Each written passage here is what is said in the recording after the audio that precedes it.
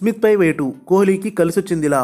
ICC అవార్డుల్లో Virat Kohli hat trick సాధించాడు. ICC cricketer of the ఇయర్గా నిలిచిన Virat Garry Sobers అవార్డును సొంతం చేసుకున్నారు.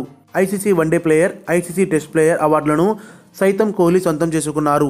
తద్వారా ఒకే ఏడాది ఈ 3 అవార్డులను దక్కించుకున్న తొలి ఆటగాడిగా కోహ్లీ చరిత్ర సృష్టించాడు.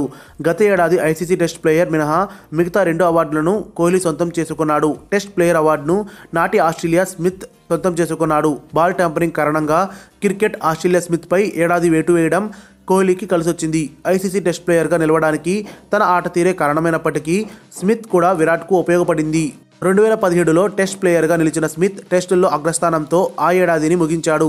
947 పాయింట్లతో బ్రాడ్మ్యాన్ 961 తర్వాత అత్యధిక రేటింగ్ పాయింట్లు సాధించిన ఆటగాడిగా చరిత్ర సృష్టించాడు. గత ఏడాదితో పోలిస్తే 2017లోనే కోహ్లీ టెస్టుల్లో ఎక్కువ పరుగులు సాధించాడు. కానీ విరాట్ కంటే మిన్నగా స్మిత్ ఆడాడు.